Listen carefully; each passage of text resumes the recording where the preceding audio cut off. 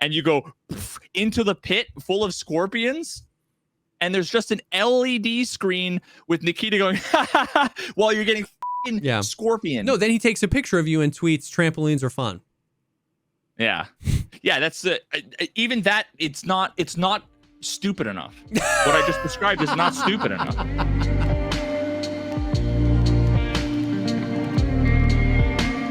What's up, everyone? Welcome to the podcast, a show dedicated to talking about all the poggers things in life, like music, content creation, and video games. I am one of your co-hosts, JesseKazam.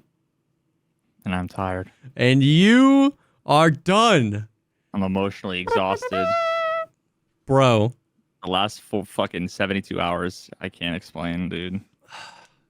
It's an emotional roller coaster. Actually 48, now 72. So I didn't end up getting a sponsor for the video, which was big sad because I had to wait a fucking week. Yeah. But, for all intents and purposes, I feel like I can say the video is popping off. Yeah, I would say so. What is it? Is that like 83,000 views? Something?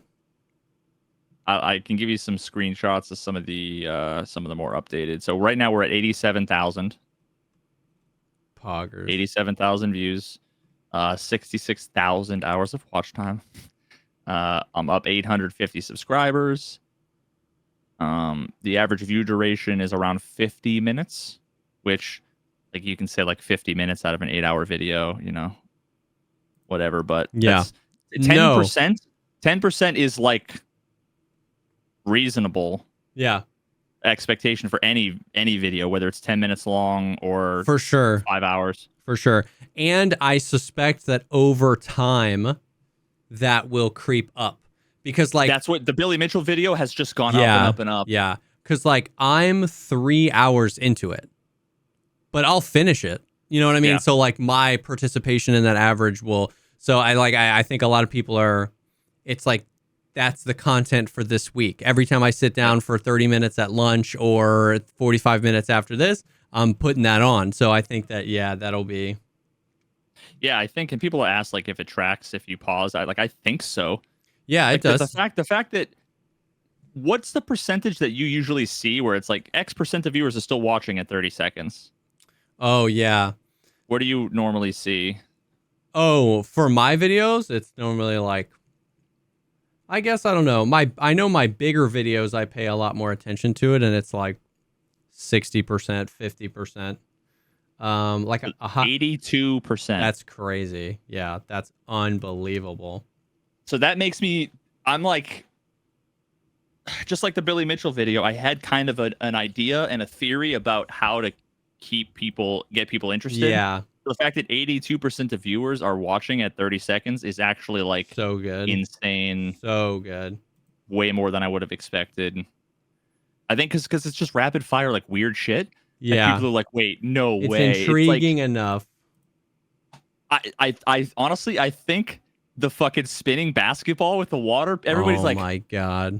Everybody's like, wait, what? And that's like just the perfect introduction to what you're about to experience is like just question marks. Yeah. Like, yeah. So far, this is performing like 3 to 5x what the Billy Mitchell video was performing at this same thing, and that's at 1.6 million views. Yeah. Now, I don't know if that will I don't know how that will extrapolate, but after 24 hours, the Billy Mitchell video had 17,000 views. Yeah. After 24 hours, of this video was at like 50,000 or something. Yeah. That's kind of my guesstimation is that like these super long form videos, it's like a snowball turning into an avalanche. I think it just picks up momentum because you get people coming back, and then the algorithm picks up because, like somebody said, does it track when you pause? Not only that, it tracks if a viewer comes back to a video. You know what I mean? Like my 2-hour Ultimate Tarkov Beginner's Guide is my most viewed video on my channel. And that's because it was just like you watch the 2-hour video, then you hop into play Tarkov and you're like, wait, what is the healing thing again? And I had it all timestamped so people refer back to the video. And so the algorithm really likes that. So I think people watching this in chunks and then coming back, because I think the algorithm is smart enough that it doesn't, it's not sure how to interpret somebody leaving. Like if somebody watches a video and then it leaves, it's tracking all that. But then if a large portion of those people come back, it's tracking that and then maybe starting to put 2 and 2 together. This is a long video. People are watching it in a little bit chunks and then it starts promoting it. So my guess is that, yeah, it's like, I know last time it was like a few, I don't remember if it was a few days or a few weeks after the Billy Mitchell video launched, but Moist Critical gave the shout out, which was a huge arc. Yeah. But I feel like this one will just like constantly steamroll. It'll be one of those 45-degree angles where it just keeps ripping. You know what I mean? No like moment where it goes crazy, but I don't think it'll plateau and fall off like most videos do. I think it's just going to rip. And dude, there's some really bizarre analytics on here too that I like never would have expected. So first of all, it's got a 7% click-through rate, which I feel like is, I don't know, is that high, low? I feel like that's kind of normal. Yeah, I feel like that's normal. But so out of the 400,000 impressions I've gotten, 88% of them were from YouTube recommendations. Yeah, that's good. So I did not get suppressed by the algorithm. Whatever. That's a good way to kind of interpret that. Yeah, it's straight up like recommending it. Like yeah. What was one of the ones I was looking at? I forget what the engagement was, but yeah. So 62% of my views are from YouTube recommendations. That's good. So I mean, it's like, oh, okay, I'm not getting it's not getting totally suppressed. Yeah, which is I mean, at all. Was one of, I'm sure, the bigger fears, you know, like and the fact that it's 96% upvotes really surprised. I thought it was going to get hit with like the 10, 15, 20%. Yeah, I'm actually vote. Surprised of that at that too. I hadn't checked that. Oh, because I can't see downvotes. So there's like I have a plugin that shows me. Oh, I need that. It was like 5,000 upvotes and like 150 downvotes. That's good. Which is crazy. One thing I don't understand is, so normally, what do you normally see from like watch time from subscribers versus non-subscribers? Like the percentage of subscribed, not subscribed. I even have a screenshot in the video of like when I do the whole please, where it shows like 93% are not subscribed. Yeah. And this video is 45% subscribed, 55% not. It's like half of my views are coming from subscribers. Interesting. So somehow, I guess this appealed to the Tarkov audience.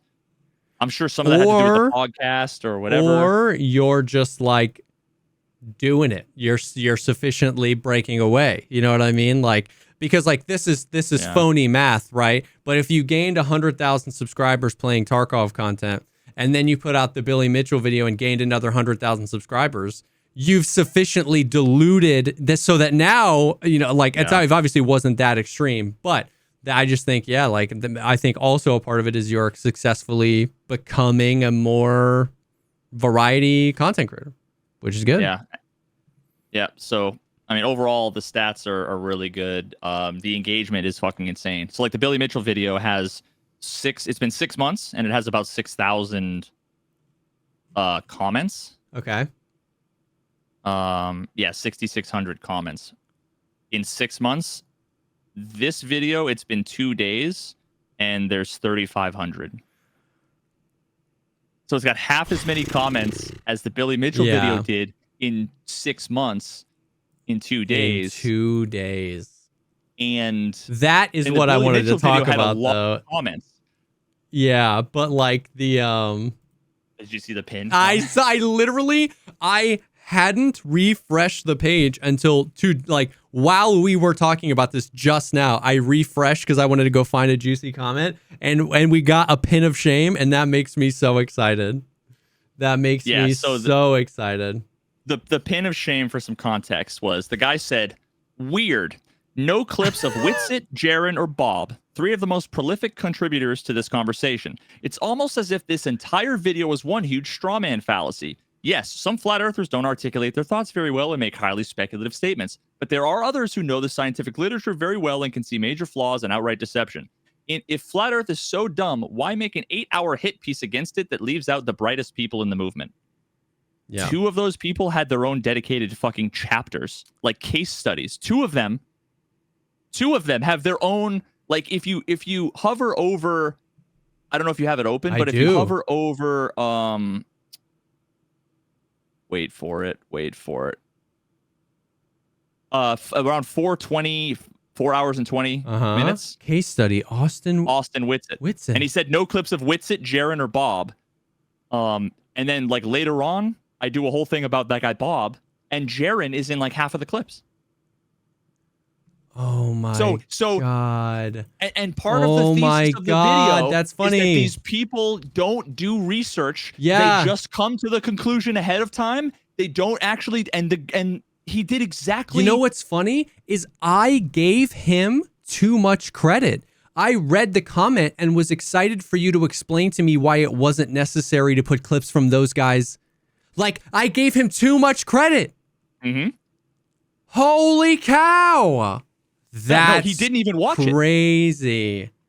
He didn't even watch it. I'm so proud of you then. I'm even more proud of you for your response, which wasn't, check this timestamp, check this, but just thank you for being a perfect example of the type of intellectual dishonesty I showcased in the video. Because you didn't even need, like, that's so classy. You didn't even need to slam dunk on him because it's like, you just don't even need it. Oh my God. Yeah. That's like phenomenal. So, and the funny thing is that like you can scrub over the timeline and literally I just stopped. I swear to God, I stopped and Whitsitt is on screen. I scrub over it again. He literally is on screen again. He's in like 80% of the clips. Oh my God. Incredible. So, that like absolutely deserves the pin of shame then. That's perfect. Oh yeah. Mwah. Yeah, because one of the things I focus on again is that they claim they do their own research and that they're unbiased and they're open-minded and they're truth seekers. And the guy decided it was an 8-hour hit piece ahead of time, didn't watch any of it. Obviously, he just didn't watch any of it. And just came to the conclusion so confidently and condescendingly, why make this hit piece? And you're leaving out the, but I didn't, right? Yeah. And that's giving off the same energy. If the flat earth is so dumb, why make a hit piece against it? Is giving that, like, there was that I forget her name, but she was like, if the earth was really a globe, why are there globes in like every classroom in America? Like, it seems like they're trying too hard. And it's like, it's just you can take a piece of factually true information. There's a globe in every classroom. And boy, if you want to, you can flip that around and come at it from a crazy, weird angle. Like, wowzers. And it gets worse. Yeah. It actually gets worse, dude, because one of the guys who I feature a few times in the video, this guy Flatzoid, I think he's from South Africa. I think that's his accent. So it's South African. Yeah, bro. So I feature him in a few clips. He was streaming on YouTube yesterday and like hit me up and was basically like, "Hey, I want to talk about it." So he had like a live stream that was like, "I'm gonna like basically exposing this video for whatever, like ripping it apart." He invited me on, and I actually went on there and talked to him and the people that were there was like 4 or 5 people, 2 of which were in the video, a decent chunk. In the beginning, the guy takes that big bong rip, and he was like, that guy was one of the guys, the older guy. Yeah, okay. So I get on there and I'm talking, and I kind of actually don't even want to go into too much of the detail, but basically, like, I'm here not to debate. Yeah, I'm here to talk to you guys about the meta conversation around like me. I'm coming at this from the outside. Yeah. Whatever. So I kind of explained that, they thought that they had all kinds of gotchas and whatever. I tried to do the whole metaphor thing at one point and like try to come up with the most absurd things so that they would see where I was coming from. And all I ended up getting out of the guy was like, yeah, germs aren't real. So I'm like, he asked me, the guy asked me if he's like, in your day-to-day life, right? You look out your day, what would make you think that the earth was round? So I'm like, okay, how do I explain to him how the question, it's a kind of, I think it's a stupid question. Horrible it's an interesting question, yeah. but like, it's not the gotcha that he thinks. So I was like, I'm like, okay, I need to come up with a metaphor to explain to him why I have a problem with this question. And I'm thinking, and everything I could come up with, I was like, I was trying to think of something that was obvious so that I could say, how, in your day-to-day life, there's this thing that isn't intuitive or obvious, but we know it's true. So I'm like, and everything I was thinking of, I'm like, no, they won't. Yeah. know. Yeah. And I'm like, Yeah. So I was sitting there stun locked thinking like, oh my God, these guys are impossible to talk to. Yep. And they were like crickets.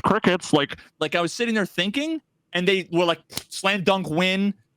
And then I brought up the whole, I'm like, do you go through your day-to-day life knowing like what would tell you that there are these tiny little biological things that are microscopic that you can't see that would get inside of you and like make you sick?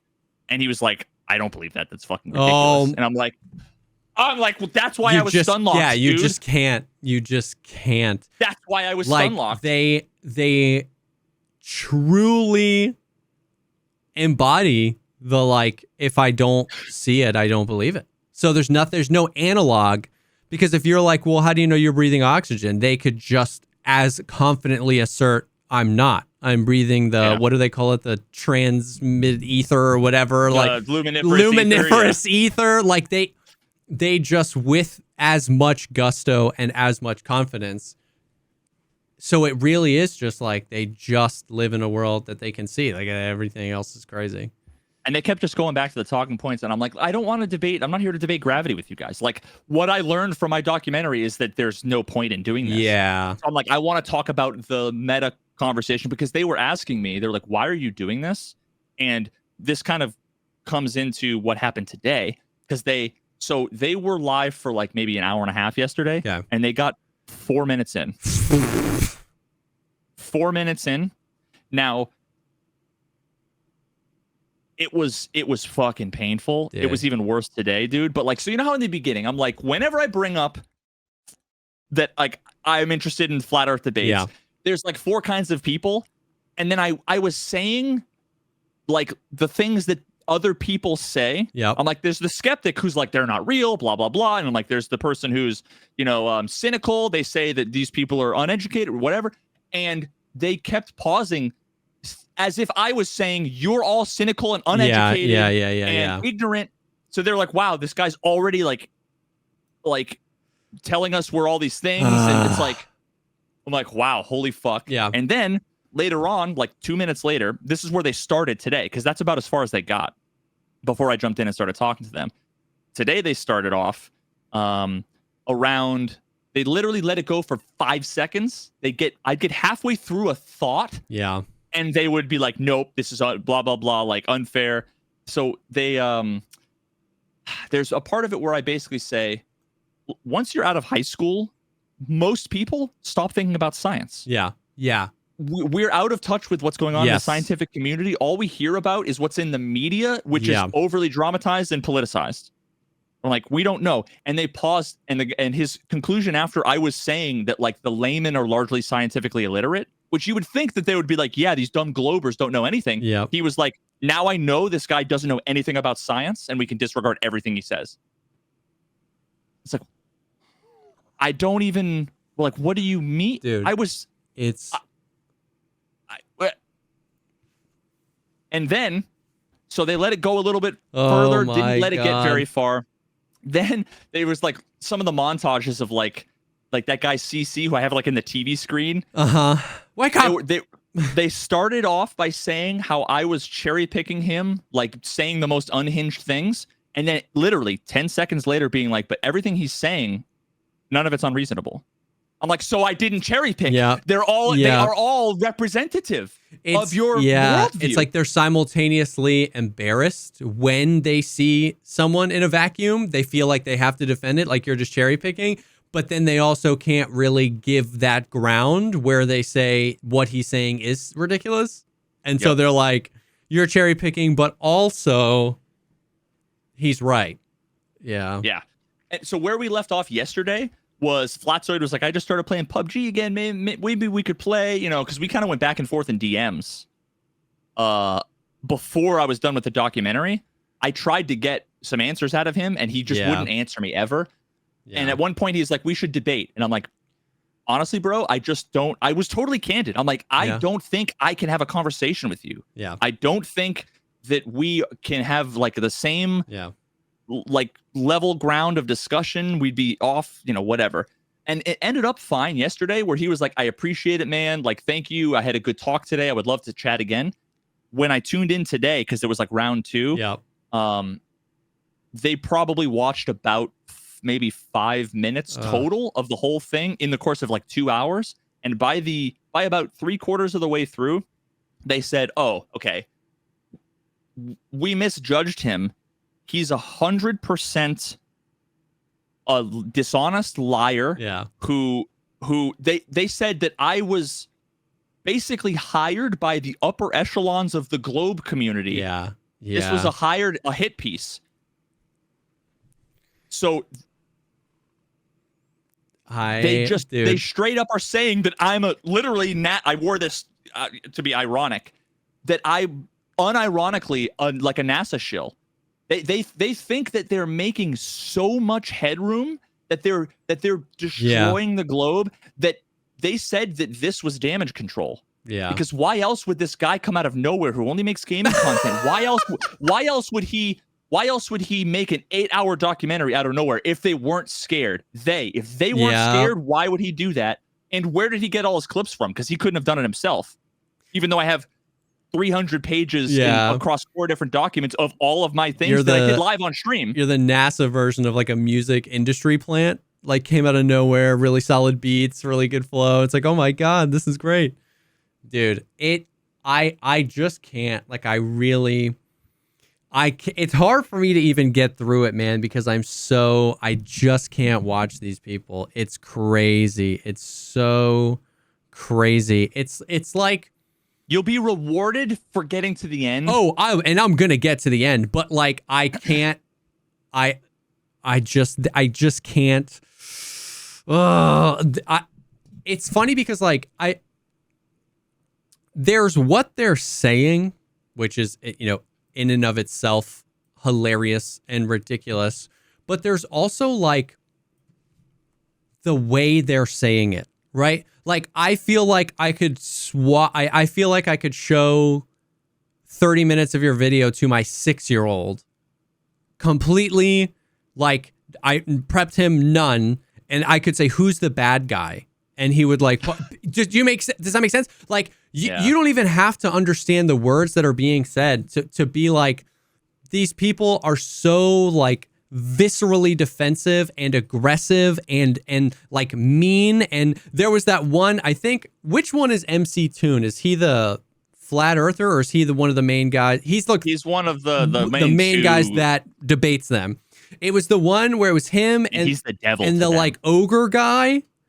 And the dude was just, like, barf boy, fat boy, and he just like lowered the volume.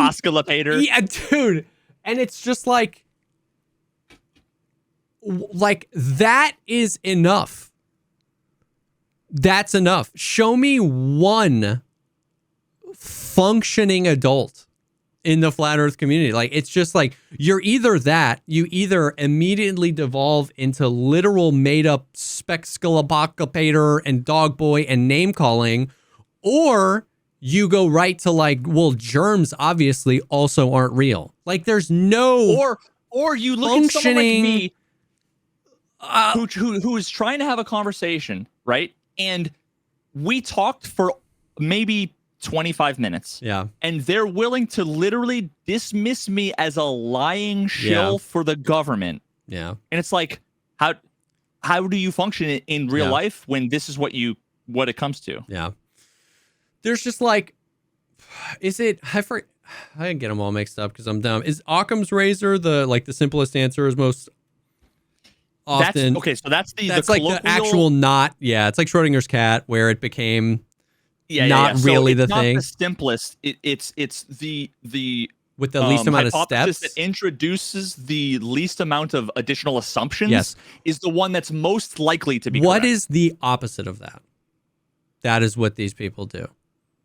Does that make sense? Like, Yes. think about the increased, like, to even just play the game, how many additional variables would have to be introduced for you to literally be contracted by the world government to make this 8-hour documentary? Like, just think about how many conversations and just like, as opposed to you're just a guy that got into it and gets passionate about making YouTube videos, and so you made it. Like, and thinks that they're laughably, embarrassingly stupid, that it's worth so turning into. So it's the opposite. Once again, it's the same thing with the globe. Why is there a globe in every classroom? It's like you're just reaching for the step with the most variables, and it feels like there's almost some subconscious intentionality behind that. Because debates aren't debates anymore. You know what I mean? I wasn't like a guy who consumed a lot of debate content before, but I feel like 2024 debates aren't debates anymore, because it feels like when you listen to like a 4-hour debate between X person and X person, we never get farther than an inch deep.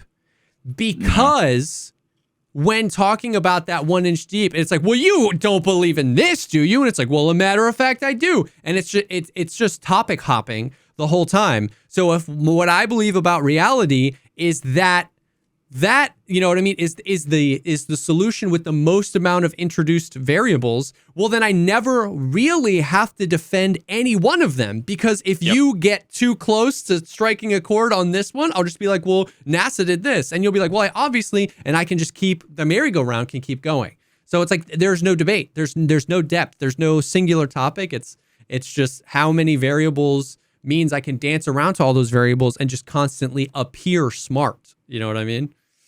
Yeah, and that's what happened yesterday when I talked to them. And I actually think I did a pretty good job of, like, they would say something completely crazy, and I would kind of take a beat, sort of smile, do the whole Jim look at the camera, and sort of be like, okay, let's now back to the topic. But like I explicitly said, I don't want to debate gravity, and then the guy just goes off for 3 minutes about gravity is density and NASA, blah blah blah, and it's like, yeah, but I just said I don't want to talk about that. So let's get back to the point that you interrupted me on, like about how, why I made this video or whatever. Yeah, like in what Ras was saying. Oh my God, what they started with was the first 5 seconds. It's literally just B-roll of the woman in the ISS, just like floating sideways. They paused there and it took about 20 minutes talking about how the hair proves it. They showed the vomit comet, and her hair doesn't move right, and she must have Aquanet, and the camera was sideways, and she's just going down a ladder, and it's like, and I'm like, there's 8 hours left, and you haven't made it 5 seconds into the video before you have to say everything we see is fucking completely fake, and you have to go on it's like you said. Yeah. The opposite of of Occam's razor is whatever the official story is, the opposite must be true. Must be. If NASA said the Earth was flat tomorrow, flat earthers would say the Earth is round. Like they would short circuit, because they're like, we can't believe the official. Yeah. It has to be the opposite. I was considering that. I've been just mulling over like your video and some conversations I've been having with some people in my personal life on just like life and how we think. And we talked on the Patreon episode this week about like, what's a healthy way to think and what's a healthy way to approach things. And I've been thinking a lot about that. And I had that thought today where I was like, I feel like a deep-seated belief in a lot of these conspiracy theorists is too many people believe this. It can't be true. And then make it their mission to proselytize their belief, which I'm presuming their hope is that everybody believes. And so it's like, you know what I mean? Once again, there are so many ways to approach this. Like, and I think that's what I'm taking away. There's so many ways to approach this type of conversation, because I was telling my wife about that. I was like, how you dropped really on in the video. You were like, there is no flat earth debate. There's YouTubers and idiots. Like the scientific community is like, there's no debate. But I was talking about, oh my God, where did the thought go? What was I saying just before that? About like, I've been just picking up on so many things, like what I was just saying about how you can just listen to how they talk. They don't sound like confident, like, and none of this is scientific, but I think that's what I'm saying is I am so confident scientifically and in my limited understanding that the earth is obviously round, that I'm just kind of absorbing the like psychological layers to this, where like this isn't proof that they're wrong. You can be not confident about something and right, but I just find it interesting that all of them are almost so angry that they're trying to convince themselves that they're right. You know what I mean? And then what I just said is another layer of that, where I was just considering that. I was like, man, these people are just like, too many people believe this. How can it be true? But then they want everybody to believe what their belief is. It's like there are these core like facets of, once again, separate from the actual scientific arguments for flat earth around. Like we're not even there yet in my brain. We're not even there yet. I'm like, how do you think? How do you perceive truth?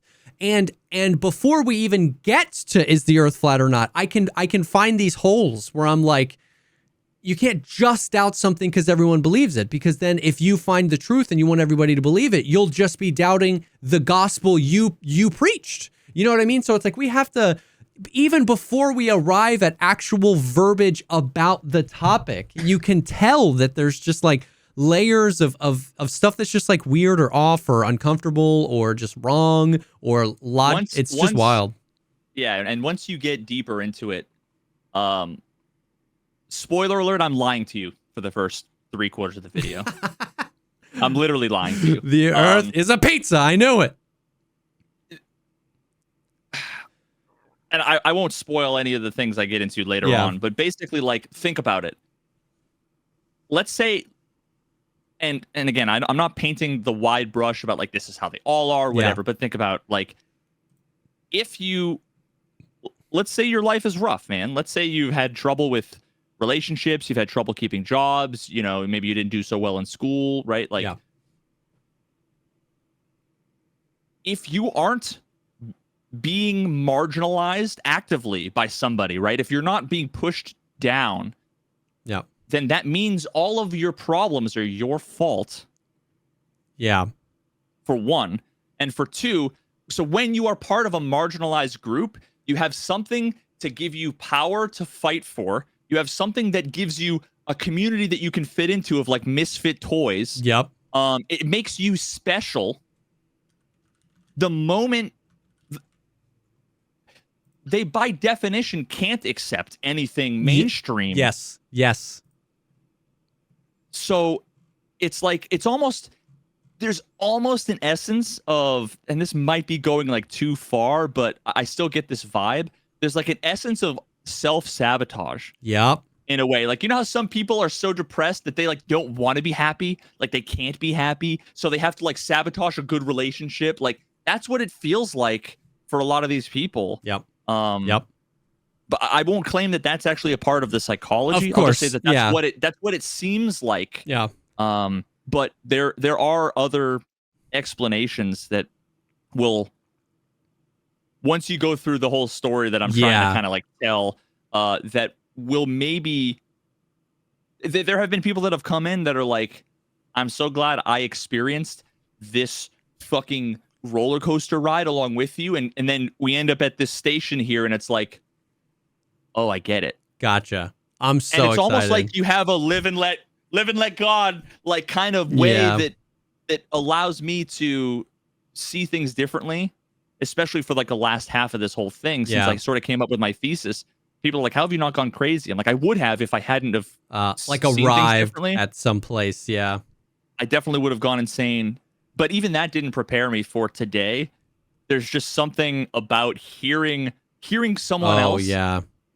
When they point to when they're pointing fingers at everyone else and going like they're a shill, it's one thing, but it's another thing when someone who you are like, I'm very strongly convinced that these people are inherently irrational conspiratorial thinkers, that after they talk to me and watch for 20 minutes of talking to me and watching my video, that their conclusion is he's a lying snake in the grass. Yep. Who was hired to make a hit piece, that I'm one of they. And it's like that, because that is actually the one thing that I know 100% sure. Yeah. Everything else I'm 98% sure of, 99% sure of. But what my own motivations, I know. Yep. So that when someone says something that's 100% objectively wrong, they all agree with it confidently. And it's like, oh, yeah, they're all of the other things that they're so confident about that are all a part of this thing. It's not so unreasonable to assume that those things are all wrong too. Yeah, like that's a really interesting way, to put it, because the one thing you know for 1,000,000,000% sure are your own motivations on something, and so then to immediately be confronted with the highest level of confidence from this person about something that you couldn't be more confident they're wrong about. There's like I get it. Like everything else they're confident about, they don't need their standard to arrive at that confidence is low. Because you and me say that all the time when we're talking about people. It's like, okay, well, we don't know exactly why they would do that or why they're doing it, but like to just arrive there, especially after so little, and yeah, I mean, it's just the classic. It's the classic. If I call you the name before you call it to me, it just sounds like you're copying me now. So as soon as they can, to get any morsel of information, they can be like, okay, well, now it's obvious this guy's not using the scientific method. He knows nothing about science. They hit you with that 2 minutes into the video, because now for the rest of the video, when you're like, these people don't know anything about science, they're like, oh yeah, well, of course he would say that. We established earlier he doesn't know anything about science. And it's like, you're just trying to get ahead of it, Yeah. Oh man, it's just so surreal, dude. What do you think the ratio of comments from flat earthers are? Like, are there tons, or has it just been a few funny ones? I mean, honestly, I haven't really done much scrolling.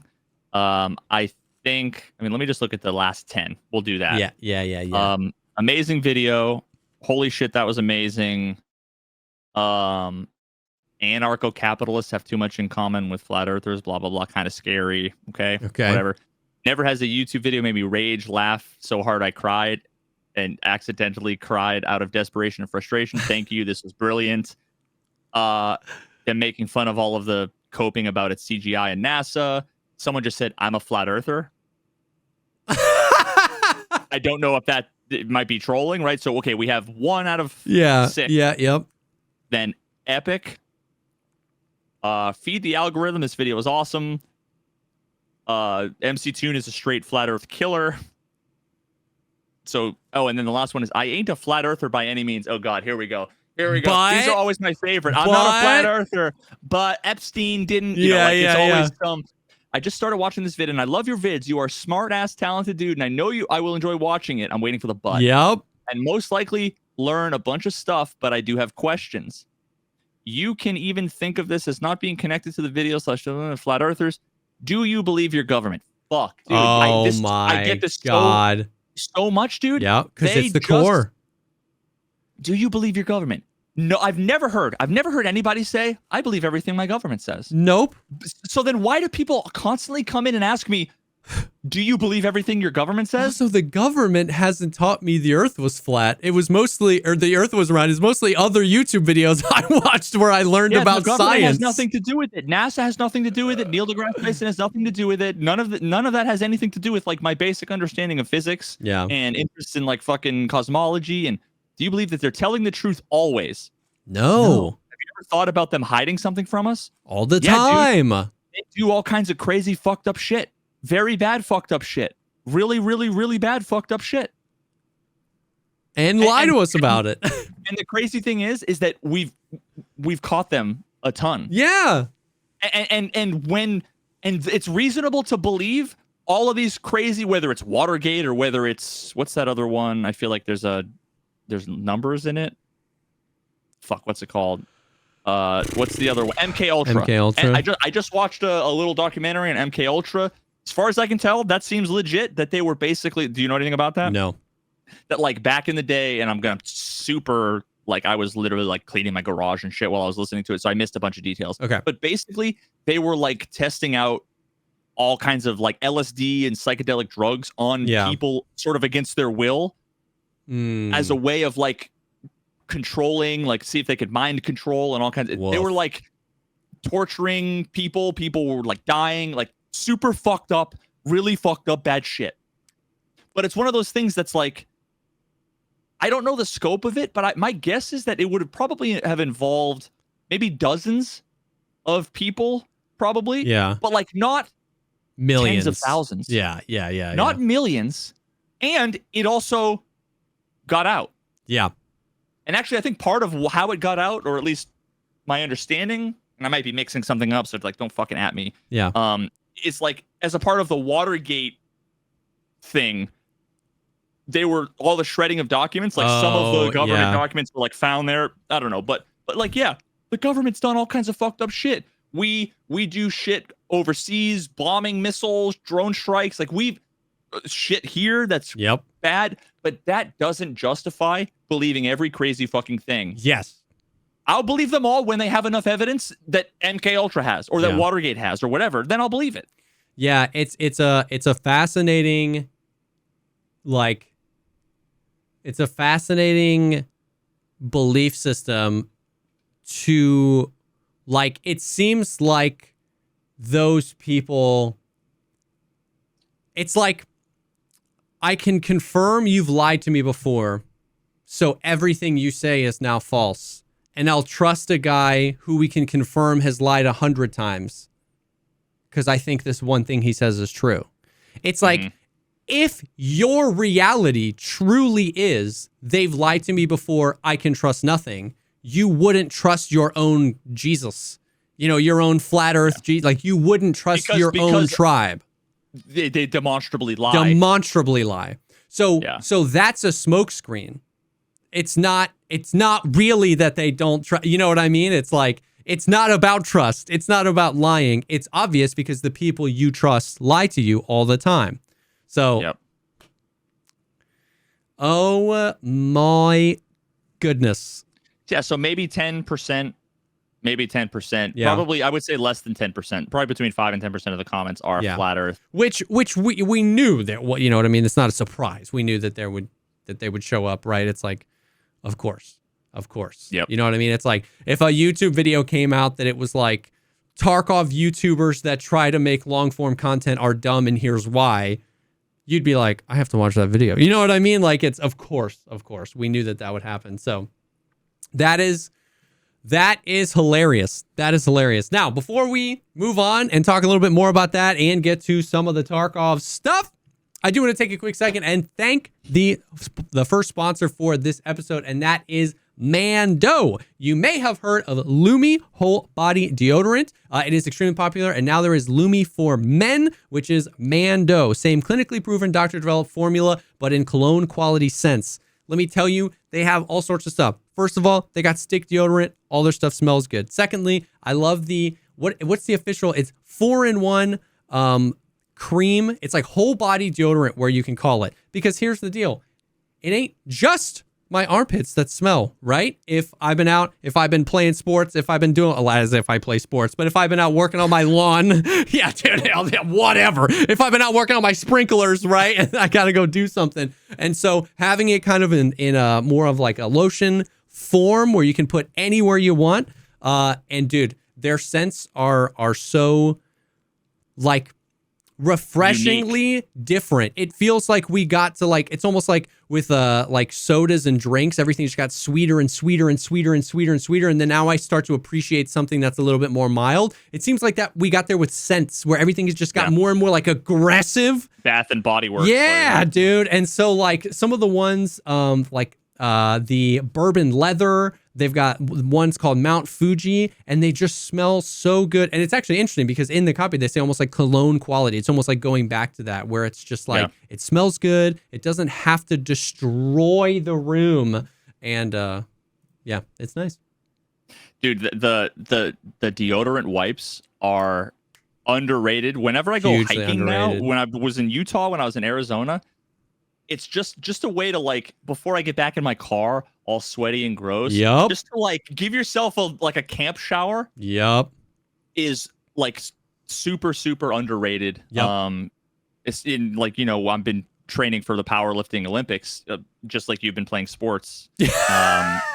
So I've been using those all the time. No, but for real, No, like, 100%. I love the bourbon leather, dude. I don't know how to explain. Yeah. I don't know how to describe the scent. Yeah. Other than I like look forward to getting in the shower. Yeah, because I'm yeah. like, it's just an enjoyable experience. Yep. Dude. It is nice, dude. Wipes after being a dad, wipes are just super underrated. Like, we had baby wipes, and now I just want wipes everywhere. And the fact that they have like an even more convenient like wipe is pretty great. So yeah, like they said, clinically proven, doctor developed formula, proven to control odor, especially their bars or their full body deodorant, proven to control odor better than a shower with soap. It's created by a doctor. It's awesome. You can get their Mando starter pack. It is a perfect Father's Day gift. It comes with a solid stick deodorant, a cream tube deodorant, and 2 free products, which are the mini body wash and the wipes, which are pretty great. Which is awesome. So give the man in your life the gift of aluminum-free whole body deodorant. New customers get $5 off a starter pack with our exclusive code that equates to over 40% off your starter pack. Shop Mando's Father's Day bundle with code POGCAST at shopmando.com. That is shopmando.com using code POGCAST. Thank you so much to Mando for sponsoring this episode. But yeah, dude, ultimately, I'm just pumped. I was pumped to see the video come out. I've been pumped to watch it. I love, like, I'm going to dap you up here a little bit, but I just, like, you're at your best. I feel like when you're making these videos, the script writing is so good. It's always the perfect amount of, like, humor and, like, science, and it doesn't go over your head. The visuals have been insane. I know you contacted or did a little bit of work with somebody for some of the visuals, but I know you make a lot of them as well. The video's just been spot on so far. The I'm a free thinker bit was, woo! That was like a kind of a fever dream. It was actually also inspired by a video called Mind Control Made Easy. So I actually have, if you go to the description, I have like a sources and reference materials like document that has links to all the YouTube videos. I have, like, they pop up in the lower left hand corner. Yeah. Which that right there took me dozens and dozens of hours just to make sure that every title and channel for every clip, even when they were like 7 fucking seconds long. Yeah. So, but I have a few other attributions and stuff, and you'll see if you watch that one. It's like, it was like a 1999 like literal hand camera film thing that's like, do you want to be a cult leader? And it gets like darker and darker and darker, and it's you'll see the inspiration. The style of just kind of the I remembered like the first like 10 seconds of that video, and that's all I needed. That's all I needed to, like, and the first thing I did was open up Logic Pro and make the song. The song is banging. The song is banging. Is that going to drop as a track? I feel like so it's already on Spotify without the voiceover. The problem is that I don't want to because it's satirical. Yeah. It's basically kind of like acting as if it's a cult recruitment video. Of course, yeah. And it says some edgy shit that those people say, including the earth is flat. It's like, so I can't just release that without of context. Yeah, you're not. People will just think I'm fucking crazy, right? If I just put that on Spotify and people who listen to like my music and don't know anything about anything else, they're gonna be like, Mosin man to the freaking cult indoctrination. One of the highest upvoted comments was, remember, this guy made Mosin Man or whatever. It was like, this is the same guy that made Mosin Man. I'm like, I don't know. Is that an insult? I'm like, no, I don't think so. I don't know. I it's- think he ended up responding to his own comment because it was being perceived that way. He was like, no, this is like phenomenal. Oh my God, bro. I'm pretty sure I released it on Patreon. I could have sworn I did already. Not as a song, but as the video. Just that part of it. Yeah. But I, honestly, dude, I'm just like, I literally have like no regrets. No regrets. I feel like the title just feels right now. The thumbnail just feels right. Everything. The fact that I was trying to figure out if I wanted like a title, like a documentary has a title. Yeah. Versus like you'll never believe what these people think. You know, like a YouTube kind of thing. And the fact that it has like, I called it flatlined because obviously it's the fucking stupid, it's corny play on words, like all of them. There's like behind the curve, Yeah. you know, the plain truth, all of these things. So I called it flatlined. And I changed the thumbnail to literally just also have like a beep, you know, like, and like that idea with the thumbnail change and the it being called flatlined colon exposing what flat earthers really believe. The fact that people are like, and I saw this with the flat earthers. Did you see flatlined? Oh, responding to flatlined, reaction to flat. It's like it's a brand now. That's what I wanted. Yep. I feel like everything went exactly how I wanted, which in some ways it's weird, dude. I don't know how else to explain it other than like I had this crescendo of like emotions of finally releasing it, and everything went exactly as I planned. And honestly, everybody's been overwhelmingly positive. Everybody loves it. I feel like dead inside. I'm like, now what? Now what? Dude, I remember you feeling a little bit of the same thing after the Billy Mitchell video, bro. You're pouring an insane amount of work into these videos, and then it just ends. And then it's like you over. just had an amazing week at Disney, and it's the last day, and it's like, I know tomorrow I'm taking the flight back. And it's like, yeah. Yep. I feel like I'm like opening the door up to the real world again, to fresh air, and it's like, how do I fucking live now? Like, dude, what do I do next? And but I was glad to see you just like gaming. You're on some Diablo 4. Like you just, like you're not even in a place where you could consider what comes next, right? Like that can't even be a question. You're just like, well, yeah, there already is. I've created 2 new Google Docs already, by the way. I'm not sure what I'm going to do yet. You're a machine, dude. But I started to put together a couple of bullet points here and there, because here's the thing. I went on for 2 months watching these things before I decided I was going to make a video on it. Yeah. And I was so like, you got to just start absorbing 300 hours of bullet points so now is like literally somebody came in today and was like, someone said something like, you should do the next one on the moon landing. And I'm like, that's really adjacent to this whole thing. Like, you know, I get it. Maybe it's a possibility. It's definitely like top 3 right now of the whole, because the history of Apollo is really fascinating, and all of the arguments around the photos and the videos and all that stuff. It's actually kind of an interesting conspiracy theory. I think the people that like that one would also like this one. So I think like it's not a complete change to something totally different. It's like a good follow up. But what someone came in today and was like, yeah, but what do you have to say about the fact that Stanley Kubrick, the like director or whatever, that he admitted 4 days before he died that he admitted that he filmed it. And I'm like, send me a fucking link, and he sends me a video. I click on it, and it's a documentary about Stanley Kubrick, and he's like, admits it. He comes out and says, yeah, like I perpetrated this whole thing, like, and it's like, okay, how do we work with this? Yeah.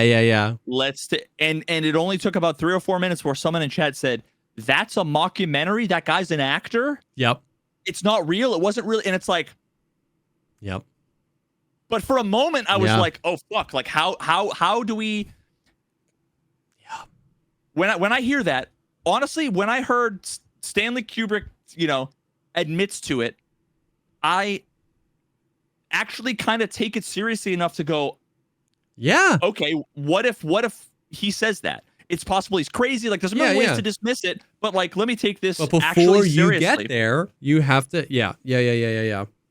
And that's something that like I remember my sister was like reached out to me right before this all my video came out, and she was like, "But how do you explain like that the people on the Challenger are like still alive and all these things?" And it was like, you realize normal rational people, all it takes is one or two little things that seem unexplainable. Yes. Like if the guy said he did it, I mean, that's kind of sketchy. But then the moment you find out it wasn't him, he didn't really say it, and it's fake. Yep. So now it's like, I got to put that in a Google Doc. Like, I have to talk about Please this. So that I do open the up a new moon landing Google Doc. one, man, because a real human being in my life in the past 2 weeks, offhandedly, we were talking about something else, and like the moon landing, you sometimes it comes up. You're like, we went to the moon and we can't figure this out. And he just hit me with the like, I don't know about that. Like, I don't know if we ever went to the moon. And I was like, can we talk about that? And he was like, I don't know, man. He was like, I keep hearing about there's this like impenetrable radiation layer out in space. Oh, not the Van Allen belt. That dumbass argument. And I was like, can we talk about that? And he was like, no. And I was like, oh my God. Impenetrable. Oh so please make it. And I can send him the video. Literally the ISS, like once per day, not even that, once per going around, that you see static in the fucking video feed. And I'm fairly certain that that's like, it's briefly traveling through the Van Allen belt. I asked him about I might be wrong about that ISS quote. He said it's too low. But I don't know, man. I don't know. Please make it. It's at some point. Maybe not next, but at some point. I'm considering it more and more because it's just so close and adjacent to this.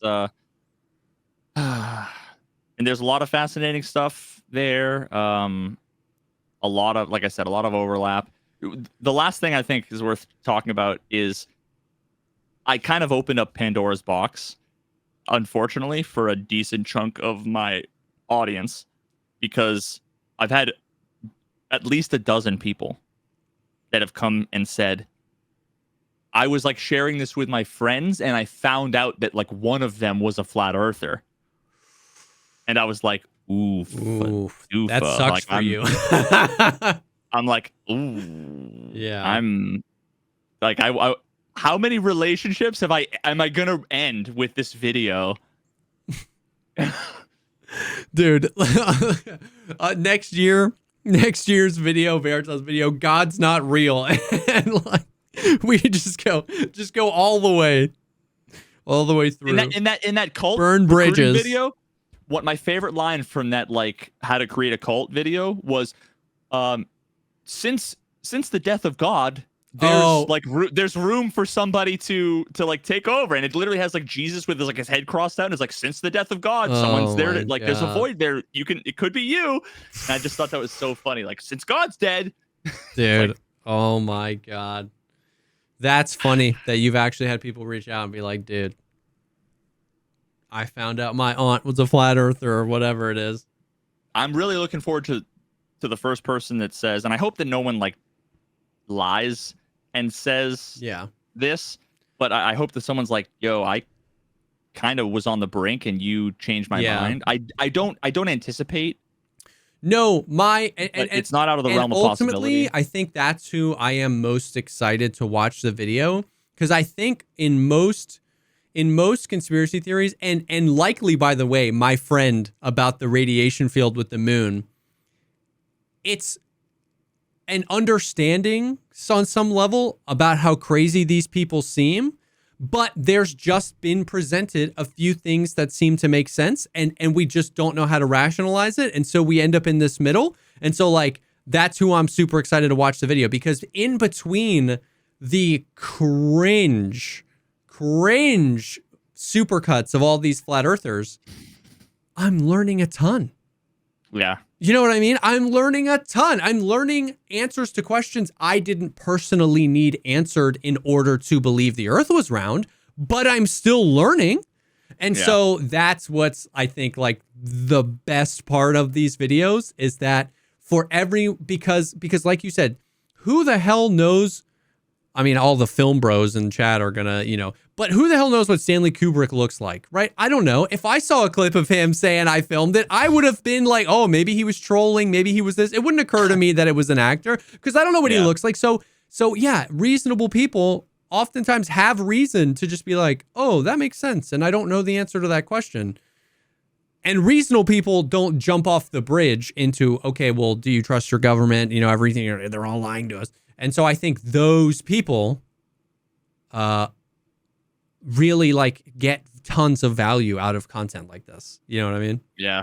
Yeah, I hope so. That would be, I mean, like literally if I entertain a bunch of people that can like laugh at the stupidity of everything. Yeah.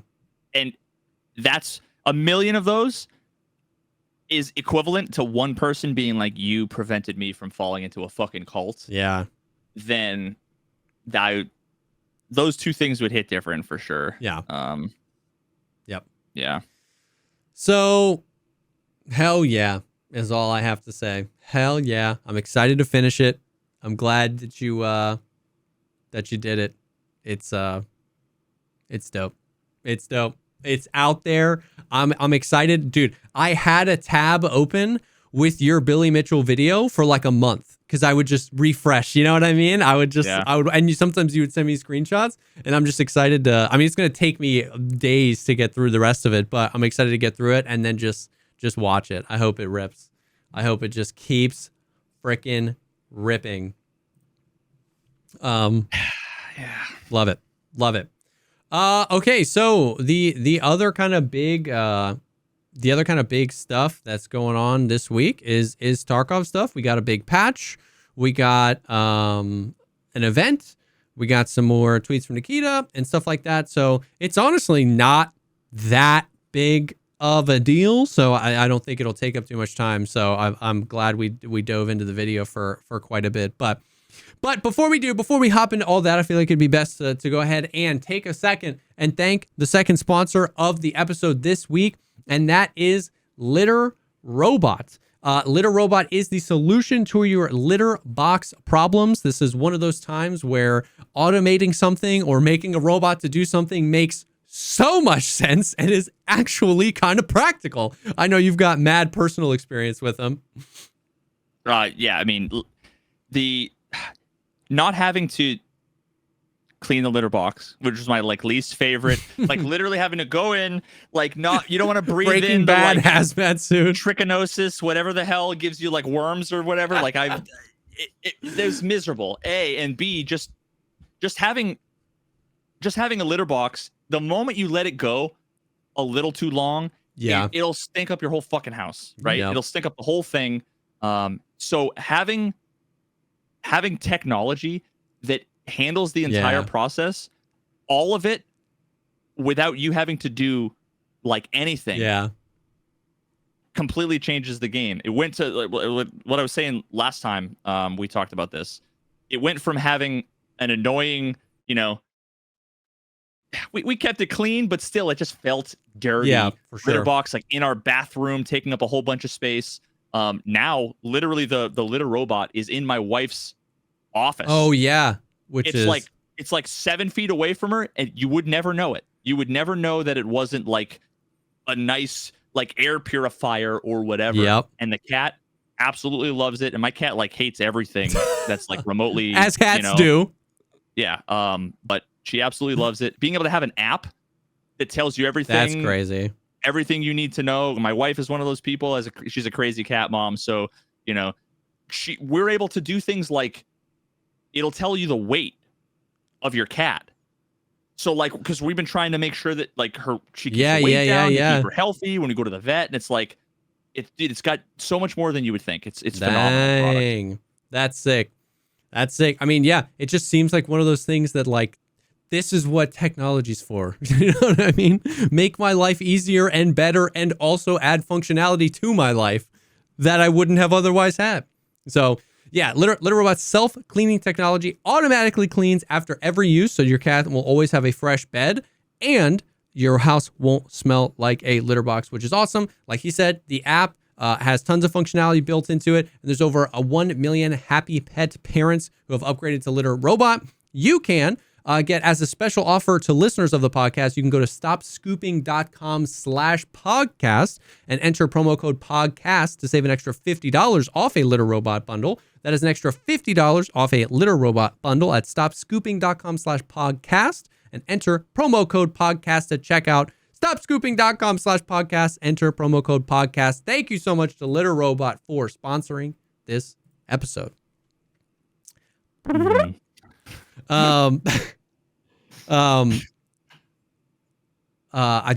was gonna say something and then I forgot what I was gonna say, but then I remembered that I was gonna say something. It'll come to me later.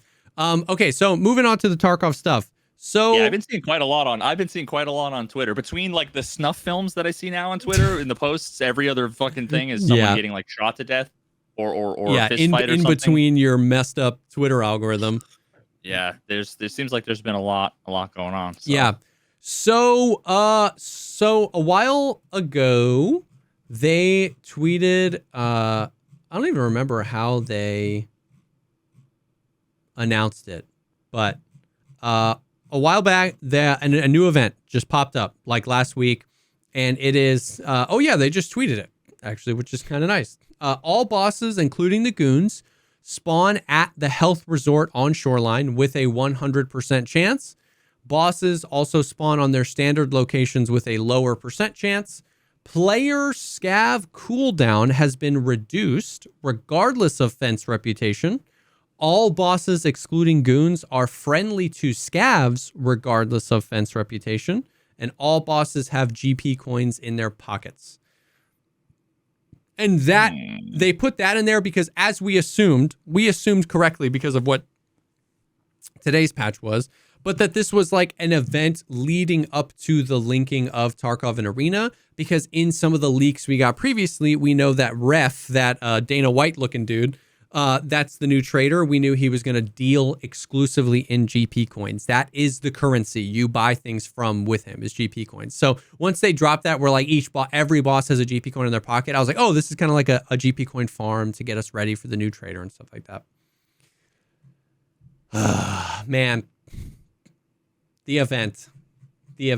Okay, so first of all, it's weird how they did it, where no matter what your fence rep is, all the bosses, except for the goons, are nice to you, and your scav timer is reduced.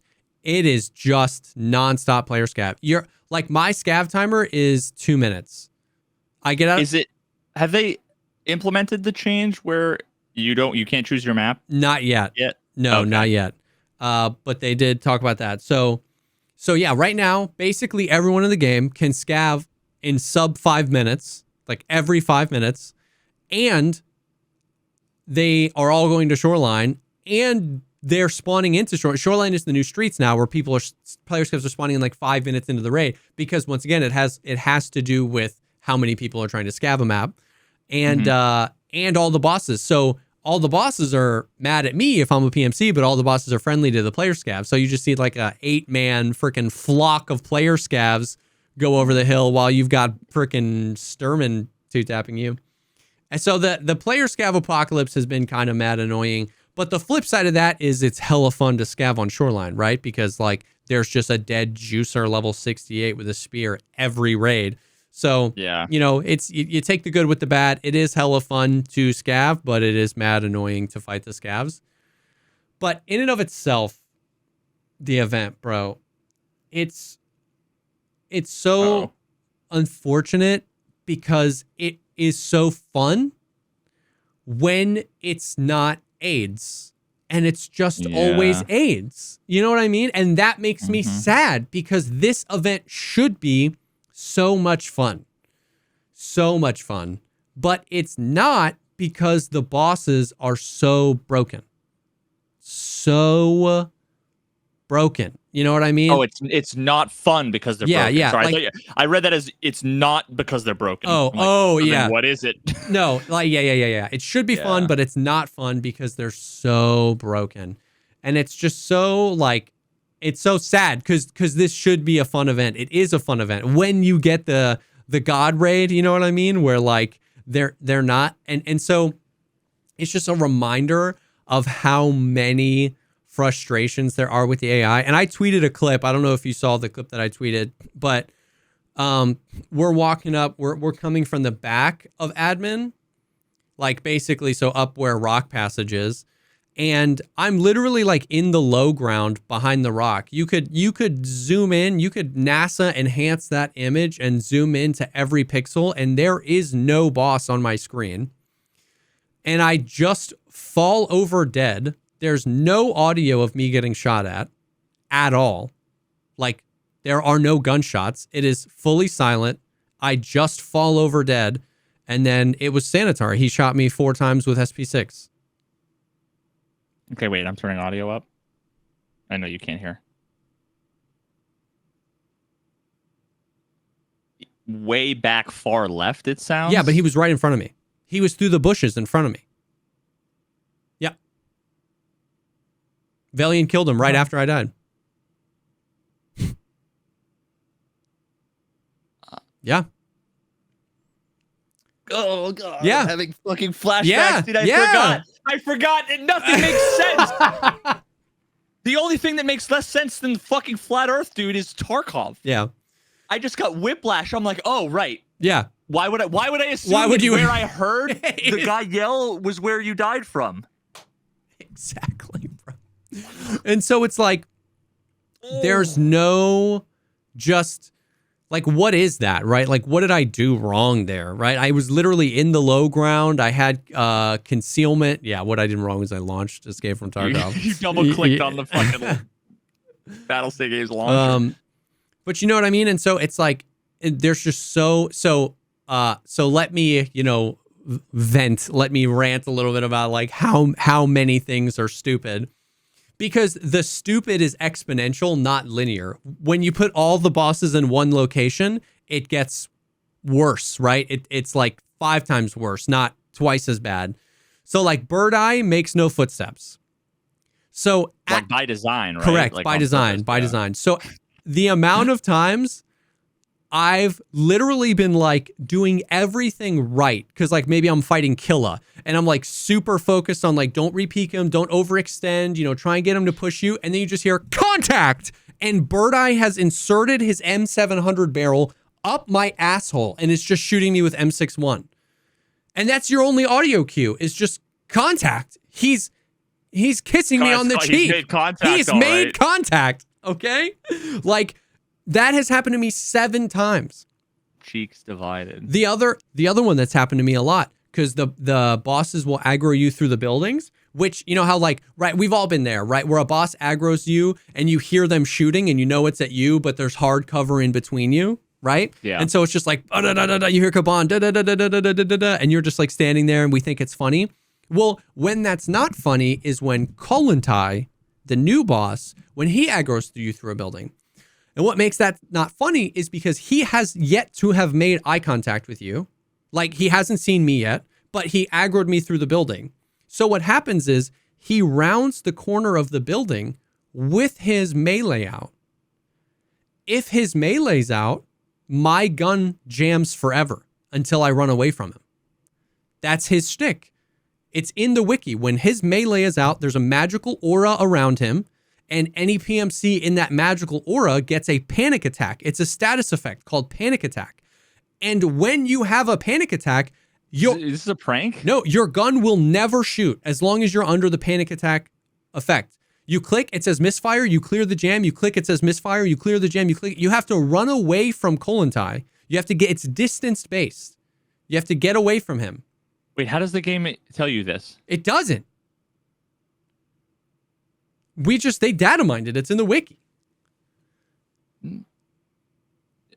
Yeah.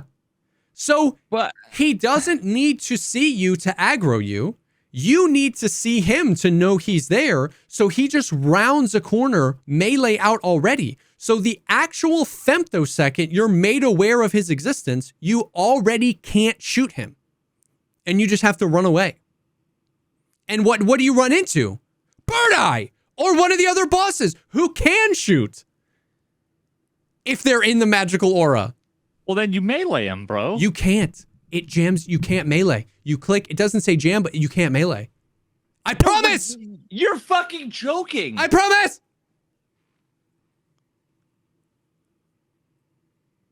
It would be less egregious if they just deleted Sys32. Yeah, I know. But remember. Haha, get fucked. Remember, Nikita's tweeting, long live hardcore, by the way. Long live hardcore. Like, Panic attack. Panic attack. I assume, okay, this has to be the bare minimum. There has to be a little icon under your status effects that if you were to open up your menu. Yes, there is a new icon. And what is it? If you hover over, does it I don't know. Panic attack? I don't know. You're never tabbing and hovering over. You're either dead or you get out of the range. So there's no like, there is a new icon, but it doesn't say anything. It doesn't describe anything. You have to run away. And then when you run out of the distance, you no longer have the panic attack side effect. Why? That might be the worst thing they've ever done. Ever. And they've done. That might be the worst. Ever. I watched it. There was tons of downtime today. So I was watching Sheaf videos and it happened to him 3 times. Like, because you're fighting in the resort, right? So it's close quarters. So Kollontai runs around the corner, jams his gun. Sheaf runs upstairs, gets far enough away, clears the jam, comes back down, is trying to find him. Kollontaj's in a different spot now. Kollontai beats him in the back of the head with the thing. Sheaf runs away, clears the jam, comes back, tries to find Kollontai. Kollontai runs around again. His gun jams, and then Sturman SVD 2-taps Sheaf on the 3rd go-around. And it's like, what video game am I playing? You know what I mean? Like, what video game am I playing? I don't know. I'm desperately trying to think of the most absurdly ridiculous metaphor. But I can't. I can't think of anything. Yeah. If I was to try to explain something so fucking stupid, brainless, and nonsensical to describe this, the only thing I could do is describe this. Yeah. This is the metaphor to explain something this bad. This is the Tarkov flat earth thing. This is the like, I've lied about everything I've ever said, and so to get ahead of it, I'm just going to call you a liar. Like, it's disrespectful to me that Nikita tweets long live hardcore when this is in the game. This is like the least immersive, realistic, hardcore mechanic out there. But I'm just going to get ahead of it by saying it's time to see who our true believers are. Long live hardcore. We are the unheard. Like, get out of here, dude. This is stupid. Someone in chat said trampoline with no legs. Okay, let me extend this. Imagine a trampoline with no legs, which is basically just the ring with but imagine that the actual like rubbery part of the trampoline isn't actually really connected, or it's connected with like chewing gum to the outside, and underneath it is a pit filled with fucking venomous scorpions. Yeah. So they're like jump on the trampoline, and you go to do it, and you're like, you look at it and you're like, there's no way this will even bounce. This is stupid. And you go into the pit full of scorpions. And there's just an LED screen with Nikita going while you're getting fucking scorpion. No, then he takes a picture of you and tweets, trampolines are fun. Yeah. Yeah, that's even that, it's not stupid enough. What I just described is not stupid enough. Like, I don't even want to extend it further. It's just not stupid enough. Yeah. It's so elegant. It's elegantly concentrated stupid. Yeah, I don't get it. So, Bird Eye makes no footsteps. Kollontai does that to you. When I complain about the AI, people talk about that it's hard. People say that they've been working on AI for a really long time, or it's hard to make adjustments to the AI. Let me tell you about another thing that makes me mad. BSG has made adjustments to the AI specifically because the AI is so bad. Now let me describe what that means, because you might be thinking the AI is bad, so they make changes to the AI, which makes it better. No, No, that's not you'd what I'm be thinking. wrong. Okay, so one of the ways, it's a super common way that we used to kill Killa. It's a super common way we kill Kaban.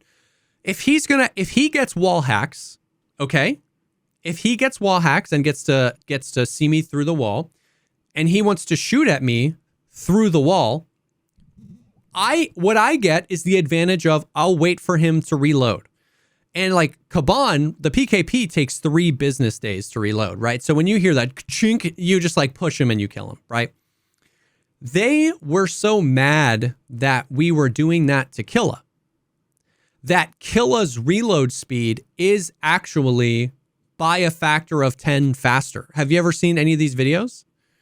No. He'll just be shooting you through the wall. It's already reloaded. I swear to God, it's that fast. He just goes Sleight of hand. Yeah, Perk? dude, it's crazy. So like I was watching Ham the other day, and Killa was just beaming him through the wall. Heard him stop. Heard him go for the reload. By the time he had pressed D to peek out of the door, Killa had already reloaded and shot him.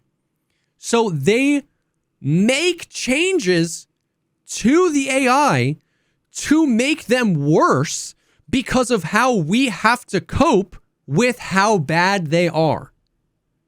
Right? Killa is such a pain to fight that the only way to fight him is to bait out his wall hacks and then peek him when he's reloading. But they're like, no. Instead of fixing him or making his AI better, they make him reload 10 times faster. So, and then on top of that, you just have everything else. You have the double damage bug, which has been acknowledged by the devs many moons ago that it's real. You can actually get shot once, but get hit more than one time as far as like how much damage you do. So you get the double damage bug, which obviously only goes one way. It doesn't happen to them. It only happens 2 players from the bosses. You get the 100% accuracy. The bosses can see through the bushes. The bosses can, they don't get aim punched or blur or anything like that, right? Like, I had somebody, like, I was using M80. I was using a 308 MDR, and the only person I fought that raid was Killa, and I died to him. And I think I got 14 hits with M80, and he hit me, I think, 4 times with 545 at Golnick, and I died. And somebody in chat said, Maul's about not killing the bosses, but refuses to buy the good ammo. And I was like, dude, you're sucking it down, man. I was like, you're ignoring the fact that he was 80 meters from me and only shot 4 bullets and they all hit me. You're ignoring the fact that that man is only supposed to be able to see this. And you're ignoring the fact that if you're a realism, Andy, I hit him. The game tells me I hit him 14 times with 308. He didn't go to try and find cover. He didn't go to heal. He didn't react to it. He just swiveled around and point fired me with an RPK that's 8 durability and 42 MOA with a Golnick and hits me 4 times in the thorax, right? And so it's like, is there better ammo than M80 in the game? Yes. Is that why I died? No. You know what I mean? And so it's just all of that comes together, and like the event, which could be so much fun because it's a huge PvP catalyst. Everybody's there trying to get the bosses. It's a huge XP farm.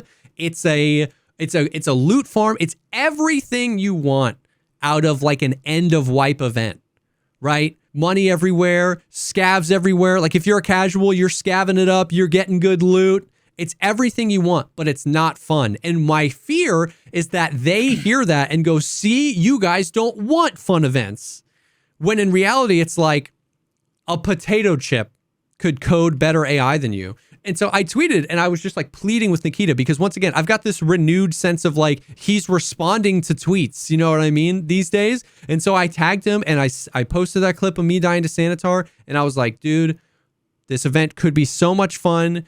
Can we please, in the interim, just turn down the values of their accuracy and their vision cone, how far away they can see. Like, I know you've said before on podcasts, I didn't tweet all this, but I know he said before on podcasts, it's really hard with bushes because, you can see through bushes sometimes and not others. But I was like, dude, just as a interim, can we turn those things down? He didn't respond, but the amount of people in the comments that were like, dude, you said, I said in the tweet, like, I know AI is hard to do. And the amount of people in the comments that were like, bro, you're saying AI is hard to do? It's not.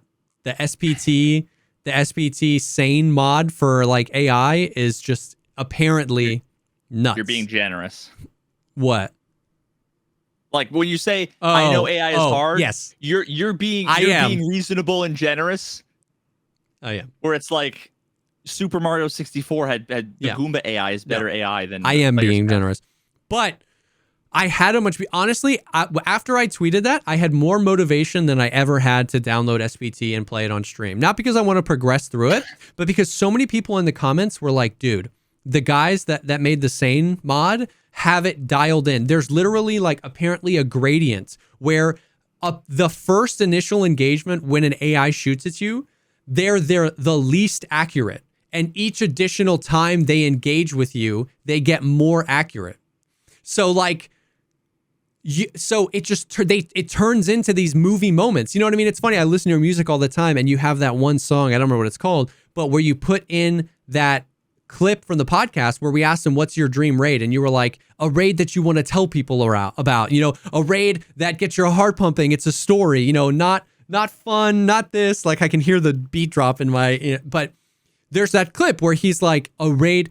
And it's like, those are the moments that happen where you get shot at and you're like, oh, and you have to, and the AI's moving and they use cover really well, apparently, in SPT, and they get more accurate, which kind of makes sense because the better position they're in, they would have a better line on you, 100%. And so it's just like depressing. That's the only reason why I'm not doing it is because it would be depressing to play Tarkov with such good AI and not be able to play Tarkov. So like I wonder how much of the people should go back and watch the video I did on AI, and then also watch the interview that I had with Nikita. That was like the on AI. Yep. And just see, it'd be none of interesting it's to see happened. how much of that is still relevant. It's all still relevant, man. And here's the thing. People think they're slam dunking on me when they show a clip then, because I actually have a clip. I was going to tweet it alongside the other clip, but I decided not to. So the goons are like some of the hardest bosses in the game, right? Like I don't think you fought them a whole lot, but you're aware that like Knight, Bird Eye, and Big Pipe, they're the three. I fought them twice, and it was the worst. It's toxic. It was the worst of the worst. I saw them, and it was like, it's not fun. See the guy power slide in, insta dead. Like, they'll chase you around the whole map. They insta one tap you. It's just like, it's crazy. But the flip side is people think it's a slam dunk on my argument when I say the AI's bad and I posted a clip of me dying like that. And I had a clip where Bird Eye did that thing to me where he was like, grenade or contact, and then he's like inside of me, and I turn around and I mag dump him. Giving you a colon. Yeah, he's giving me you know what I mean? Oh, he got in there. I turn around, I mag dump him, he dies, okay? And then Knight runs up to me. I start shooting at Knight. I click, my magazine is empty, and we're just staring at each other, and Knight never shoots at me. And I just run into the next room and reload and re-peek him and kill him. And they're like, well, look. And I'm like, yeah. The AI sucks. Like, do you like what? That's the point. It's like the AI sucking doesn't only mean they kill me when they shouldn't. The AI also sucks when they don't kill me when they should. Yeah, the AI isn't doing what it should. Yeah. Full stop. Full stop. Every situation. In every situation. So it's like, that's the thing, is that like, people always want to turn it into streamers just want the game to be easy and live longer. It's like the reason that clip is funny is because I know I should have died, but I didn't. So it's like, it's not even that I want it to be. I don't want that to happen. I don't want the hardest boss in the game to run up and give me a kiss on the forehead and read me a bedtime story. I want him to try and kill me. I just want it to be fair or fun at the very least. You know what I mean? Like, it's crazy, dude. And so, yeah. I hate to. I'm not dragging us back into that conversation, but I actually think when you watch the Flat Earth video all the way through, and you get that different perspective on the way that they think and the way that they behave and what they say, you will see some parallels between the capital C chatters. Yeah. That say the nonsense that like are proving your point without realizing they're proving your point. Yeah. And you'll see that differently. Yeah. And you'll realize that these people aren't coming from. Yes. Yeah. Oh, you're right. They're not coming from so you shouldn't even